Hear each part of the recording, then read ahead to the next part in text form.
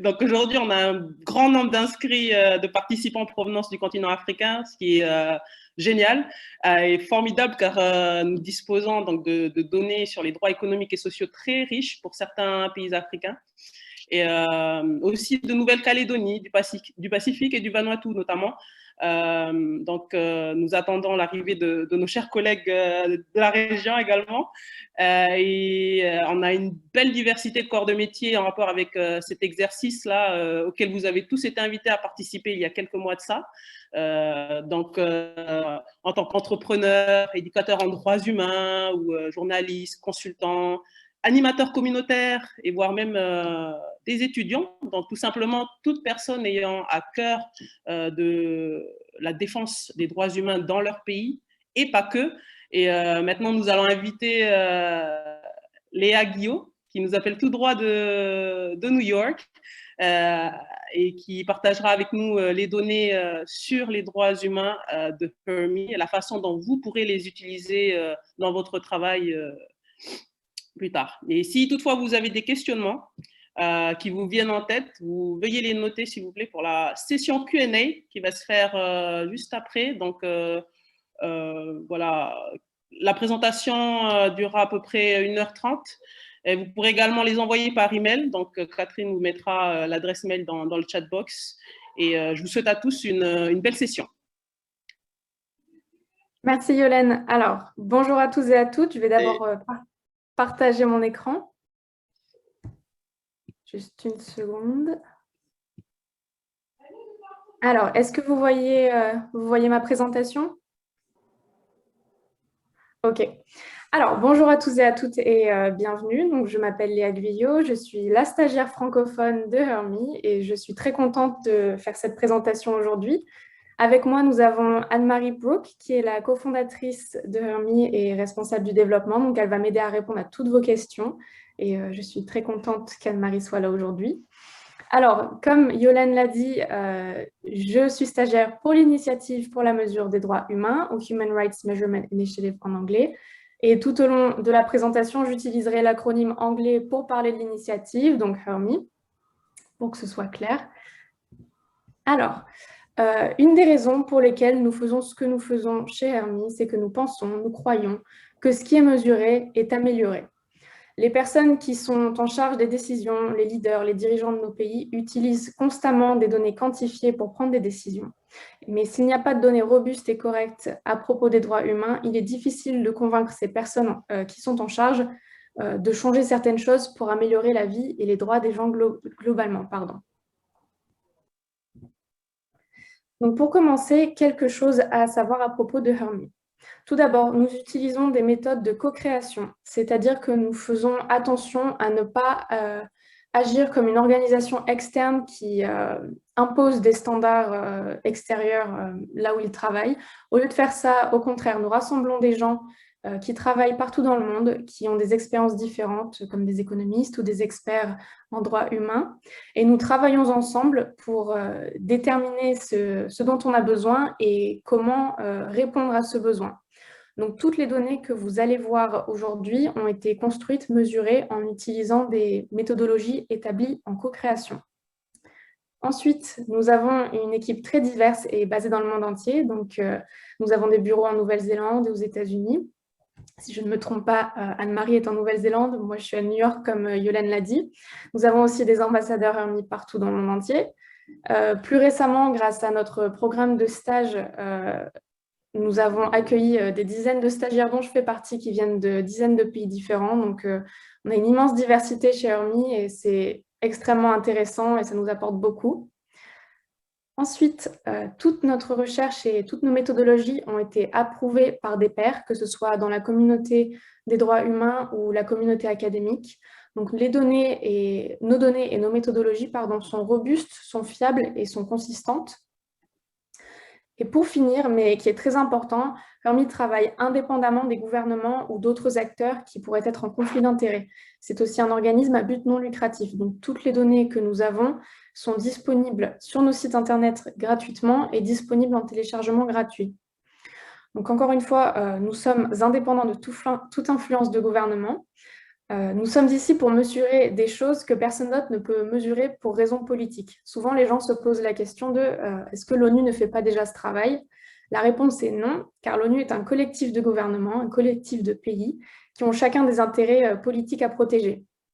Et bien que l'ONU soit l'entité qui ait créé des accords internationaux en ce qui concerne les droits humains, l'organisation ne peut pas mesurer et comparer les performances et les progrès des pays. Hermi peut le faire car nous sommes indépendants. Alors, notre but chez Hermi, c'est d'équiper la communauté des droits humains en mesurant chaque droit qui existe en droit international. Donc, pour l'instant, nous avons commencé avec les plus importants. Nous mesurons 5 droits économiques et sociaux et 8 droits civils et politiques. Toutes nos données et nos scores sont disponibles sur rightstracker.org. Si vous avez accès à un deuxième écran, je vous invite à jeter un coup d'œil maintenant. Mais plus tard dans la présentation, je vous ferai une démonstration du RightsTracker et nous pourrons explorer les données de Hermi pour certains pays. Donc, comme mentionné précédemment, nous avons des données pour 2 catégories de droits, dont les droits économiques et sociaux. Pour ces droits, nous avons des scores pour à peu près 200 pays. Donc, Hermi mesure les obligations envers les traités internationaux. Les chiffres que vous voyez sur nos sites Internet mesurent la performance des gouvernements. Ce ne sont pas des mesures sur comment les gens se portent. Donc, par exemple, si vous voyez un score de 50%, ça ne veut pas dire que 50% de la population du pays en question bénéficie du droit en question. C'est un score qui signifie que le gouvernement a atteint 50% de ce qu'il devrait atteindre selon le droit international. Les obligations en termes de droits économiques et sociaux incluent le droit à l'alimentation, le droit à la santé, le droit à l'éducation, au logement et au travail. Les obligations que chaque pays ont pour ces droits sont établies en fonction de leur niveau de ressources économiques. On ne peut pas attendre d'un pays en développement qu'il atteigne les mêmes objectifs que les pays les plus riches du monde. Donc, ce qui est dit dans le droit international, c'est que chaque pays est dans l'obligation d'utiliser au maximum ses ressources économiques afin d'assurer que les droits de ses populations soient respectés. Dans la création de ces scores, Hermi prend en compte le niveau de revenu de chaque pays et chaque score est une réflexion de la performance du pays avec ce qu'il est possible d'atteindre économiquement. 100% est donc un score atteignable qui doit être atteint car il signifie que le pays aurait maximisé toutes ses ressources économiques. Pour calculer nos scores, nous utilisons les données d'organisations internationales comme la mortalité infantile, le nombre d'enfants scolarisés. On utilise les données de l'UNICEF, de l'OMS par exemple. Puis nos experts, en utilisant la méthodologie de l'index CEF, transforment ces données en scores exprimés en pourcentage. Étant donné que nous utilisons les données qui proviennent d'organisations internationales, nous ne pouvons créer des scores que pour les pays qui ont communiqué ces chiffres. Si nous n'avons pas de score pour un certain droit dans un certain pays, c'est tout simplement que les données n'existent pas ou du moins elles n'ont pas été rendues publiques par le gouvernement. Donc, comme je l'ai dit précédemment, Hermi a des scores économiques et sociaux pour environ 200 pays. Alors, pour les droits civils et politiques, comme par exemple le droit à la liberté d'arrestation arbitraire ou le droit à la liberté d'expression, ces droits ne sont pas mesurés. Ils sont observés par plein d'organisations, mais personne n'a pu mettre de chiffres sur la performance des gouvernements en ce qui concerne ces droits, du moins pas jusqu'à ce que notre méthodologie ait été développée. Donc nous sommes les premiers à mesurer le respect des droits civils et politiques, et nous faisons cela en utilisant une enquête d'opinion anonyme et en ligne, envoyée à des experts en droits humains qui font un travail de veille dans leur pays. Ce sont des gens qui travaillent par exemple pour Amnesty International ou pour Human Rights Watch ou dans des ONG locales. Certains journalistes aussi peuvent participer à cette enquête. Jusqu'à présent, nous avons des données pour 40 pays. C'est un travail qui prend du temps, qui coûte cher. Et nous espérons, avec l'aide de plus de financement, chaque année augmenter le nombre de pays pour lesquels nous avons des données.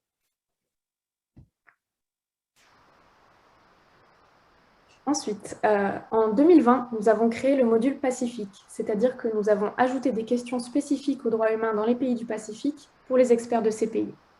Ces questions sont à propos de certaines problématiques de cette région, c'est-à-dire la crise climatique et son impact sur les droits humains, les droits culturels, l'autodétermination des populations autochtones, les droits territoriaux des populations autochtones, la violence contre les femmes et les filles, contre les personnes porteuses de handicap, contre la communauté LGBTQ+, et contre les enfants. En 2020, nous avons aussi pu publier un rapport concernant ces problématiques grâce aux réponses à notre enquête. Je pense que ce lien sera partagé dans le chat. Pardon. Donc, nous avons inclus des questions à propos de la Covid-19 et de son impact sur les droits humains dans notre enquête d'opinion de 2021. J'en profite pour vous signaler que nos nouvelles données seront publiées sur notre site internet les 23 et 24 juin 2021. Ça dépendra de votre fuseau horaire. Je vous invite à vous inscrire sur notre newsletter pour être sûr de ne pas manquer l'information ou de nous suivre sur nos réseaux sociaux. J'ai mis notre nom sur l'écran.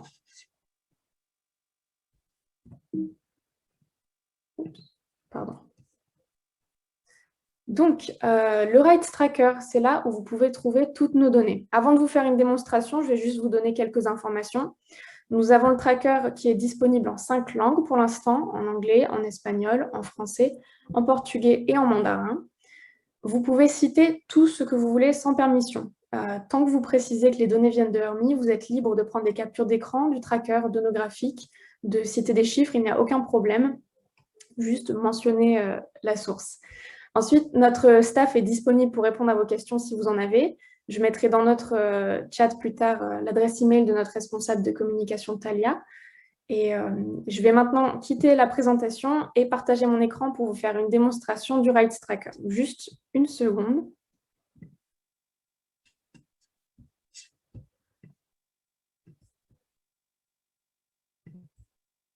Je reviens tout de suite.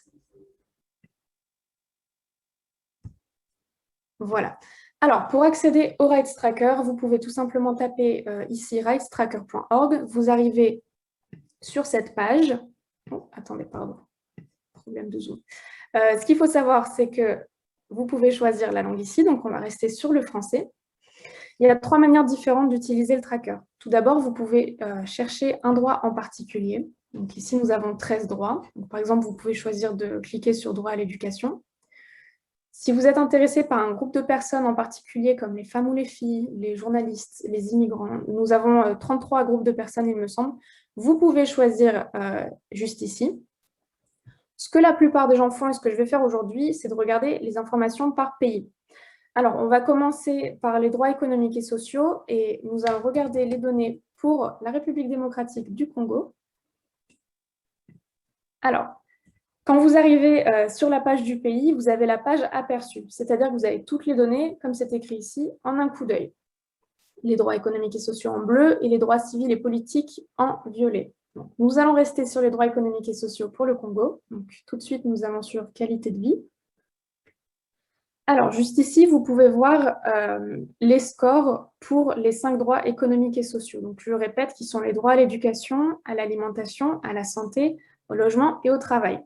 Vous le voyez, nous n'avons pas de score pour le droit à l'éducation, c'est que nous n'avons pas pu trouver de données publiques, donc nous ne pouvons pas avoir de score global. Ce n'est pas un problème, on peut quand même explorer le reste des scores. Donc, par exemple, prenons le droit à la santé. Ici, vous voyez que le Congo a un score de 77,3%. Cela signifie, comme je vous ai expliqué pendant la méthodologie, que le Congo a atteint 77,3% de ce qu'il pouvait atteindre en fonction de ses ressources économiques pour le droit à la santé. Donc, encore une fois, ces scores sont en fonction du niveau de revenu du pays. Si vous souhaitez comparer la performance du Congo avec le reste du monde, il vous suffit de cliquer ici sur « Changer de vue ». Et ensuite, cliquez ici sur « Comparatif au niveau mondial ». Alors, gardez un coup d'œil sur les scores, ils vont changer. Voilà. Donc, vous voyez que les scores changent quand même radicalement. Étant donné que la loi internationale demande à ce que les pays fassent leur maximum économiquement, il est plus juste de revenir sur la première vue. Voilà. Donc, pour vous aider à la lecture, nous avons des catégories ici. Vous voyez très mauvais, mauvais, moyen ou bon. Donc, par exemple, vous voyez que pour le droit à l'alimentation, le Congo a un très bon score, donc quasiment 100%. Le pays a quasiment maximisé ses ressources économiques pour le droit à l'alimentation. C'est une bonne nouvelle. Les catégories vous permettent de lire plus facilement les chiffres, car ils peuvent être très abstraits. Et par exemple, certains chiffres peuvent porter à confusion. Un score de 77%, naturellement, on pourrait se dire que c'est un très bon score. Selon les catégories Hermie, c'est un score qui est dans la catégorie mauvais. Donc, il y a une amélioration à faire en ce qui concerne le droit à la santé. Donc, voilà, ces catégories sont là pour apporter un contexte, pour faciliter votre lecture des droits, tout simplement. Ensuite, si vous descendez, là, vous pouvez avoir les détails de chaque score. Donc, prenons le droit à la santé, par exemple. Donc, dans le droit à la santé, ça englobe 3 droits. Le droit à la santé de l'enfant, de l'adulte et le droit à la santé reproductive, donc la contraception. Encore une fois, c'est le même principe. Nous avons les scores en fonction des revenus du pays. Mais il y a un outil qui est très intéressant qui vous permet d'apporter plus de contexte au score. Par exemple, regardons le droit à la santé reproductive. Donc là, nous voyons que le Congo a un score de 43,6%. Le pays a atteint 43,6% de ce qu'il pourrait atteindre en fonction de ses revenus en ce qui concerne la santé reproductive. Si vous voulez savoir ce que cela veut dire en termes concrets, en données brutes, il vous suffit de cliquer sur « Valeur de l'indicateur ». Donc, gardez un coup d'œil sur ce score, il va changer. Voilà, donc on passe d'un score de 43% à 20%. Qu'est-ce que ce 20%, 20,4%? Cela signifie que 20,4% des femmes âgées entre 15 et 49 ans, si je ne me trompe pas, ont accès à des moyens de contraception modernes.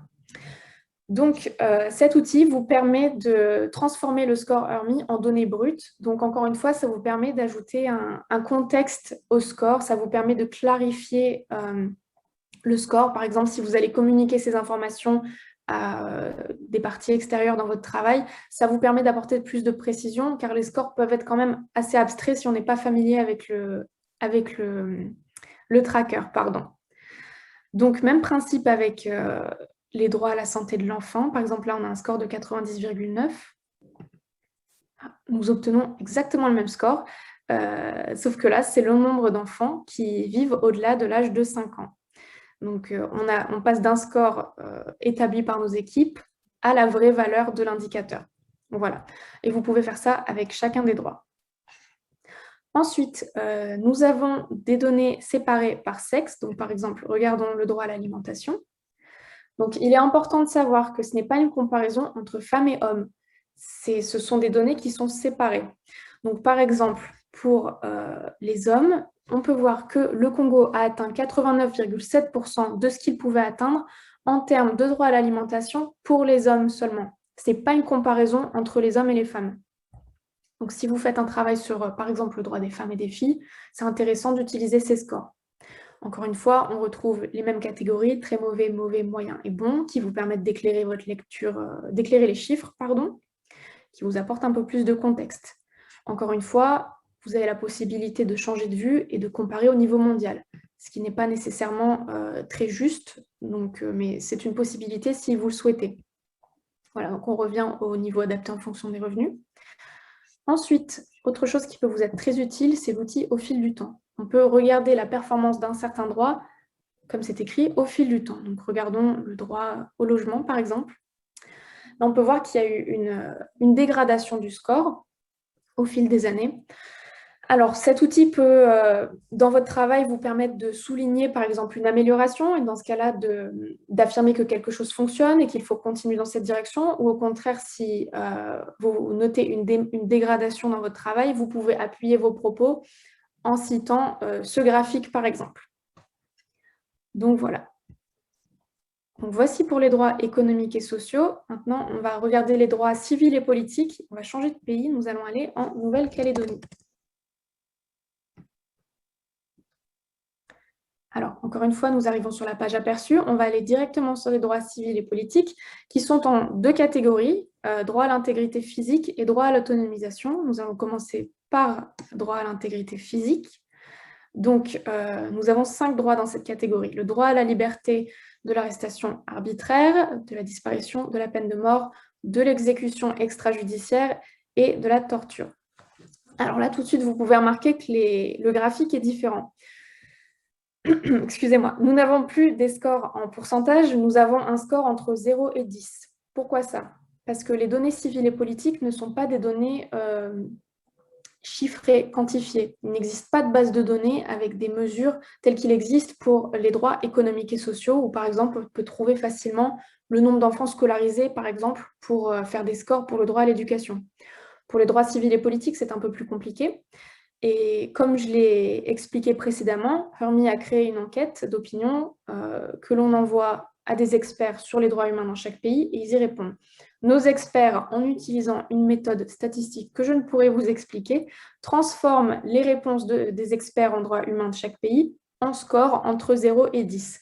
Donc c'est ça que vous pouvez voir ici. Autre chose qui est différent des droits économiques et sociaux, ce sont les marges d'incertitude. C'est-à-dire que, par exemple, là, vous avez un score de 8,8 sur 10, mais la marge d'incertitude va de 7,5 à 10. Alors, à quoi servent ces marges d'incertitude? Étant donné, encore une fois, que ce ne sont pas des données que l'on a extraites de sources quantifiées, ce sont des données qualitatives que nous avons transformées en score, il est important d'illustrer le fait que certaines de ces réponses peuvent être incertaines. Alors, selon les pays, vous verrez que pour certains droits, les marges d'incertitude sont très étroites ou d'autres sont bien plus larges. Une marge étroite signifie qu'il y a eu un consensus dans les réponses de la part des experts, c'est-à-dire qu'une majorité des experts étaient d'accord sur les mêmes choses pour une certaine situation. Une marge d'incertitude plus large, au contraire, signifie qu'il y avait peu de consensus, les experts n'étaient pas nécessairement d'accord sur les mêmes choses, ou il y a eu peu de réponses sur un certain droit. Donc voilà, les marges d'incertitude sont là pour préciser le fait que ce ne sont pas des données quantifiées, certaines à 100%. Elles sont là pour vous indiquer tout simplement l'incertitude de ces réponses, bien que les réponses des experts soient tout à fait correctes. Alors, une autre chose qui change comparé aux droits économiques et sociaux, ce sont les catégories. Alors, les marges sont un peu différentes, mais on les retrouve quand même très mauvais, mauvais, moyen et bon. Encore une fois, ces catégories aident seulement à la lecture des graphiques, sont là pour apporter un petit peu plus de contexte, mais ne sont pas des catégories littérales. Ensuite, on retrouve également l'outil au fil du temps. Donc, par exemple, on peut regarder le droit de ne pas faire l'objet d'une disparition, qui reste assez stable ces dernières années. Donc ça, tout comme pour les droits économiques et sociaux, ça peut vous permettre d'appuyer vos propos, vos propres constatations dans vos pays avec des données chiffrées. Une chose qui est intéressante, oh, pardon, ça ne fonctionne pas. Une chose que je voulais vous montrer, c'est pour la peine de mort. Alors, vous allez souvent retrouver ça dans les pays où la peine de mort est abolie. Le score sera évidemment de 10 sur 10. Il n'y aura pas de marge d'incertitude car on est certain que la peine de mort n'existe pas. Voilà, c'était juste quelque chose que je voulais souligner. Ensuite, pour les droits à l'autonomisation, ce sont aussi des droits civils et politiques qui suivent la même méthodologie que les droits que je viens de vous montrer. Donc, nous avons le droit à la réunion et à l'association, le droit à l'opinion et à l'expression, et le droit à la participation au gouvernement. Ces droits fonctionnent exactement de la même manière. Nous retrouvons les scores de 0 à 10 avec les marges d'incertitude. Nous avons également l'outil au fil du temps avec tous les droits. Ensuite, un autre outil qui peut vous être très utile, c'est l'outil personnes à risque. Alors, si vous faites un travail qui se concentre sur un certain groupe de personnes, par exemple les enfants, les femmes et les filles, les personnes âgées, vous pouvez choisir de regarder s'ils ont été jugés comme extrêmement vulnérables à avoir un certain droit bafoué par nos experts. Donc, par exemple, regardons les journalistes. Vous cliquez sur journaliste ici, et là, vous avez les 13 droits. Donc, on a les droits économiques et sociaux et les droits civils et politiques. Et ici, vous allez voir, alors les journalistes, on les retrouve souvent dans les droits civils et politiques. Voilà, par exemple, ici, journaliste se retrouve mis en valeur en orange. Et ici, vous pouvez lire que 10% de nos experts en droit humain ont identifié les journalistes comme étant susceptibles de subir la violation du droit de ne pas faire l'objet d'une arrestation arbitraire. Donc, c'est un outil extrêmement intéressant si tout simplement vous voulez en savoir plus à propos d'un pays. Vous pouvez regarder les nuages de mots comme ça et ça vous indique quelles personnes sont plus à risque. Et si vous faites un travail en particulier sur un groupe de personnes, vous pouvez les chercher directement. Si vous ne faites pas ça, vous pouvez regarder tout simplement, par exemple, droit à l'alimentation. En plus gros, nous avons les personnes ayant un statut social ou économique très faible. Ça veut dire que 60% des experts qui ont répondu à notre enquête ont signalé ces personnes comme étant susceptibles d'avoir ce droit bafoué. Voilà, donc ça peut être intéressant si vous faites des recherches sur un pays en particulier ou si vous-même, vous travaillez sur un groupe de personnes en particulier. Voilà, donc voici pour la présentation du tracker. Je vais retourner sur la présentation sur mon PowerPoint. Juste une seconde.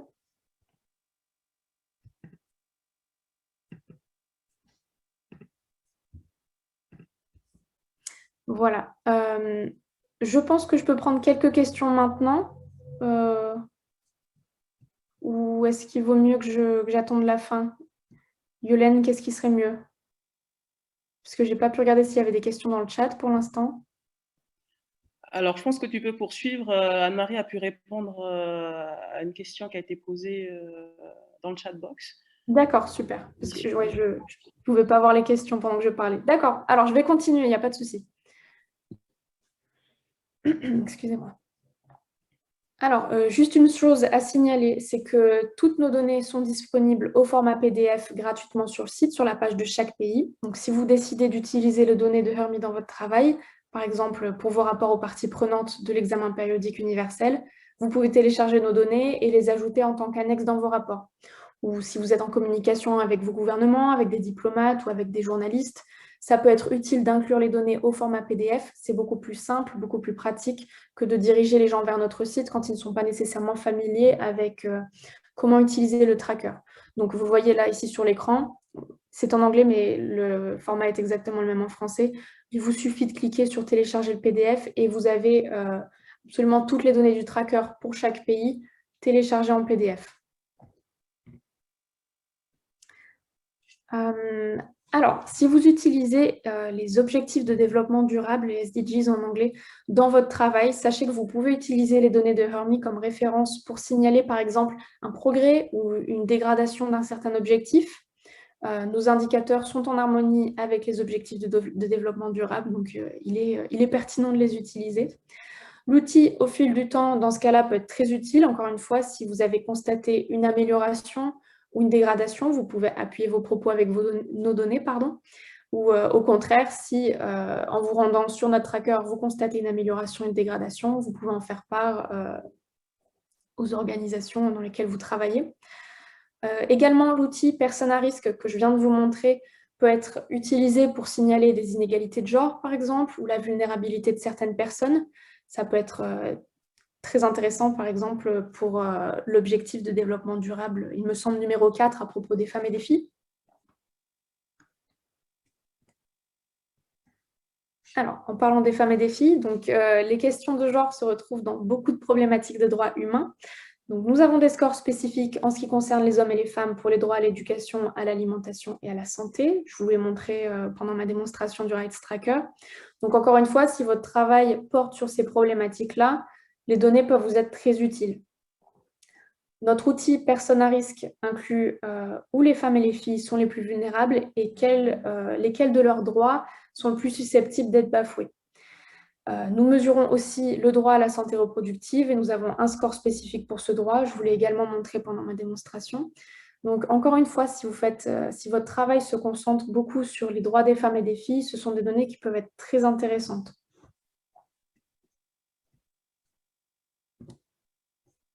Alors, je voulais signaler à nouveau que nos nouveaux scores seront publiés les 23 et 24 juin 2021, selon votre fuseau horaire. C'est l'occasion de partager nos nouvelles données et nos communiqués de presse autour de vous, dans vos organisations, avec les journalistes avec qui vous collaborez. Pour plus d'informations à propos des données, vous pouvez discuter avec Talia. Il y aura son adresse mail à la fin de la présentation. Donc, nous sommes là pour vous aider. Nous pouvons travailler avec votre organisation, organiser des formations, des ateliers, des sessions d'information, comme nous sommes en train de le faire maintenant. Nous pouvons aussi vous aider dans votre travail, que ce soit pour la rédaction d'articles, si vous travaillez avec des journalistes, ou pour vos rapports à l'examen périodique universel ou autre. Vous avez sur votre écran l'adresse email de Talia, notre responsable de communication, si vous avez besoin de quoi que ce soit. J'en ai terminé pour ma présentation. C'est l'heure de répondre à vos questions. Merci beaucoup de votre attention. Donc maintenant, Anne-Marie et moi allons pouvoir répondre à vos questions. Donc je vais regarder le chat là tout de suite. Je ne sais pas si... Alors, nous avons une question de Roger Chaud pour la Nouvelle-Calédonie, qui nous demande si les droits civils et politiques en Nouvelle-Calédonie sont bien applicables pour les citoyens kanaks ainsi que les autres ethnies. Mais par contre, les droits autochtones n'y sont pas appliqués.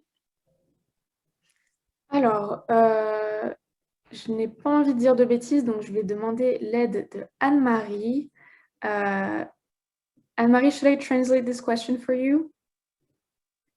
I don't think I can answer it. Yes, please. If you can translate it, that would be great, just to make sure I understand it correctly. Sure. So for the civil and political rights in New Caledonia, do they include the rights of Kanak citizens as well as other ethnic groups? But Roger is also wondering if Indigenous rights are also applied. I'm not sure I understand the question, to be honest. So first, are the civil and political rights in New Caledonia, do they include the rights of Kanak citizens as well as other ethnic groups? Merci Léa. Je voudrais d'abord dire un très grand merci à tous ceux qui se sont joints à nous aujourd'hui. En particulier à vous en Afrique porque je sais qu'il est très tard en ce moment. Je suis désolée que mon français n'est pas très bon. Je vais donc demander à Léa de m'aider. To answer this question, the answer is that when we ask these questions in the survey, we're asking about about all people in New Caledonia. But then separately, we ask a question about which groups of people in New Caledonia are particularly at risk of violations of each right. So, for example, if the Indigenous people are being discriminated against or are facing more violations of the right, then we would expect that the survey respondents would identify that. So Leah, when you're translating my answer, you might want to maybe go to the New Caledonia page and show people where they can find that information on each group, on which groups of people are being identified as particularly at risk. More generally, in terms of Indigenous rights, we're not specifically at this time we don't right now publish data on respect for the rights of Indigenous people. That's something that we would like to do in future.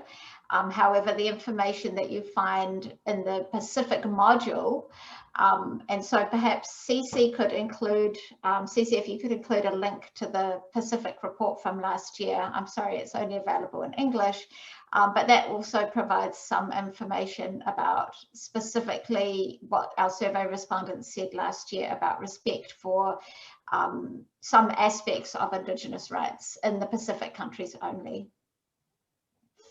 Merci Anne-Marie. Donc pour traduire rapidement, pour les droits civils et politiques, encore une fois, on envoie une enquête d'opinion aux experts des droits humains dans chaque pays. Donc tout d'abord, on pose des questions globales sur toutes les populations sur le territoire et ensuite on demande plus d'informations pour en savoir plus à propos des personnes qui sont le plus à risque. Pardon si j'ai du mal à m'exprimer, j'ai le français et l'anglais dans ma tête. Si je peux repartager mon écran pour regarder qui sont les personnes les plus à risque en Nouvelle-Calédonie. Mais ce que Anne-Marie disait, c'est que dans notre rapport sur le module Pacifique, on a beaucoup plus d'informations à propos des questions qui ont été posées aux experts. C'est vraiment un rapport qui se concentre sur les pays du Pacifique, sur sur les populations indigènes de ces pays et leurs droits. Alors, je vois qu'il y a d'autres questions, pardon, j'essaie de... Quels sont vos instruments? Elles se basent sur la Charte des Nations Unies et des droits de l'homme. Oui, nous utilisons la Charte des droits de l'homme. Anne-Marie, is it the only international agreement that we use about human rights? So we draw on rights as they're set out in all of international human rights law. So for example, for measuring civil and political rights, we're drawing also on the Convention for Civil and Political Rights, and also on comments by many of the treaty bodies. So you can see the definitions of each right on each page on the rights tracker. If you click, you can see how each right is defined, and there are some references to parts of international law. In terms of the UN Declaration for the Rights of Indigenous People, that's not something that we are explicitly measuring yet, but that's something that we hope to provide data for in future. Does that answer the question? I think so. Donc, pour traduire rapidement, Roger, donc nous utilisons tous les accords internationaux en ce qui concerne les droits humains. Sur le tracker, vous pouvez cliquer sur chaque droit et vous aurez la définition de chaque droit ainsi que sa source. Alors, je regarde encore les questions. Puisque les États ont adopté la Déclaration des droits des peuples autochtones en 2007, puis en 2014, le document final où les États s'engagent à la mettre en pratique au national. Je vais avoir besoin de l'aide d'Anne-Marie pour répondre à cette question. So Anne-Marie, I'm looking at the question that Roger sent about, I'm trying to translate the name in English, about indigenous rights, about a declaration that was made in 2007 and then in 2014. In which states, I'm losing my English now, not swear to... In 2014, there was a convention that has been held in Halta when all the member states agreed on applying what's been said in the Declaration of Indigenous People in 2007.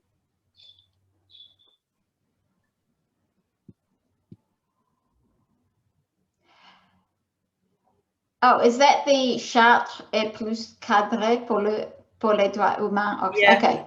I'm not familiar with that. I'm sorry. Ouais, non. Pour cette question, Roger, nous allons pas pouvoir y répondre. J'ai pas assez d'informations, Anne-Marie non plus. On vous invite à jeter un coup d'œil au rapport sur le module Pacifique. Il y aura beaucoup plus de détails à propos des pays de la région ainsi que les droits des populations autochtones dans ces pays. Et il me semble que Catherine l'a mis dans le chat. Ensuite, une question de Valéria. Léa, vous pouvez expliquer pourquoi est-ce que nous ne pouvons pas faire de comparaison entre femmes et hommes? Merci Valéria.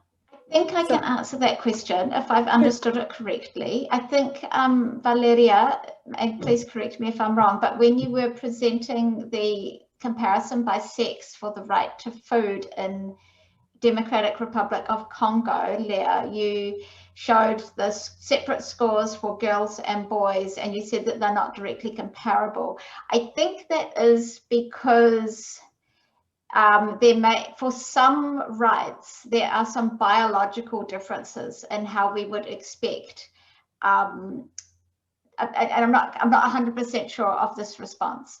For some rights, so for the right to education, for example, there's no reason why the benchmark would be the same for girls and for boys. You know, we expect all children to be attending school.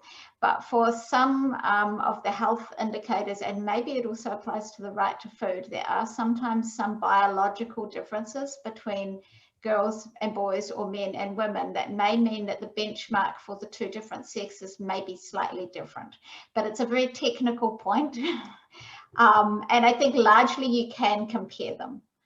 I think the main point is that you can compare across the males and females, but there may be some very technical distinctions for some of the particular rights. Merci Anne-Marie. I'll just translate quickly for people that want the answer in French. Alors, pour les données séparées pour hommes et femmes, pendant ma présentation, j'ai dit que ce n'était pas une comparaison entre hommes et femmes, c'était juste qu'on regardait juste les droits des femmes et des hommes séparés. Les données seraient comparables pour le droit à l'éducation. En revanche, pour le droit à l'alimentation et à la santé, étant donné certains facteurs biologiques, c'est difficile de les comparer. Mais comme l'a dit Anne-Marie, c'est assez technique. Alors, faites-vous des communications ou rapports au mécanisme de l'EPU, examen périodique universel? Alors, nous communiquons avec les ONG qui doivent rédiger ces rapports. Nous faisons souvent des sessions de formation avec un organisme suisse qui s'appelle UPR Info. Et nous travaillons avec eux souvent. Nous faisons des sessions de formation pour, tout d'abord, les personnes de UPR Info expliquent aux personnes des ONG comment écrire leur rapport à l'EPU. Et ensuite, nous prenons le relais dans la présentation et on explique aux participants comment utiliser nos données dans ces rapports. Donc, nous, on ne rédige pas ces rapports, on fournit les informations qui pourraient être utiles aux ONG dans leur rédaction. Alors, je pense que la question de Roger portait sur le périmètre des référentiels pris en compte. Ouais, je ne peux pas répondre à ça. Je vous avoue que je ne suis pas du tout...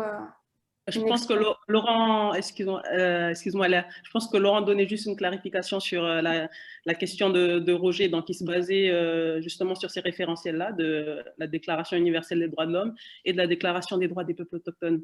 Donc c'était juste pour clarifier. D'accord, merci. Merci.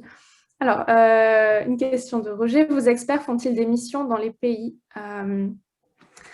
des missions, si je ne me trompe pas, non. Nous avons des ambassadeurs dans chaque pays qui relayent les informations de Hermie. Anne-Marie, if you could clarify, our experts, do they do missions in certain countries? Do they travel in certain countries? So the Hermie team does not travel. So in each country, so we don't consider ourselves the expert on human rights in all of the countries where we're measuring. What we see ourselves as doing is providing the platform for collecting information from the experts themselves. So each country where we are running our expert survey, we try to appoint a Hermie ambassador, and there are, at least a couple of ambassadors on this call now. So Hyolyn is our ambassador for New Caledonia, for example, and Saint-Pierre for DRC. And we rely on our ambassadors, and that these are voluntary positions, and so we're very grateful to people who volunteer their time to work with us. We rely on our ambassadors to help connect us to the local human rights community. So we're looking to them to help figure out who in their country are the people who are most knowledgeable about rights across the whole country, or in one region of the country, or on some specific areas. So somebody might be an expert, for example, on Indigenous rights or the rights of people with disabilities. And so we want to connect to all of those people so that we can invite all of them to be survey respondents. But we ourselves don't travel to each country. Merci Anne-Marie. Donc oui, comme Anne-Marie vient de le dire, l'équipe de Hermie ne voyage pas. En revanche, nous avons des ambassadeurs dans plein de pays différents qui nous mettent en contact avec des experts en droits humains dans chaque pays, qui relaient nos informations, qui nous mettent en contact avec des organisations locales qui nous permettent d'étendre un peu nos horizons, si je puis dire. UPR Info semble très limité au rapport, pourtant les organisations de la société civile ont plus besoin d'un accompagnement pour plus d'efficacité dans le suivi de la mise en œuvre des recommandations issues de l'examen périodique universel. Alors, nous ne travaillons pas sur l'examen périodique universel. Encore une fois, nous avons des informations qui peuvent être utiles aux ONG qui doivent rédiger ces rapports.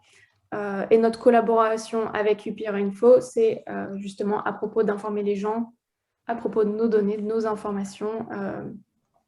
c'est une collaboration informative, disons. Alors,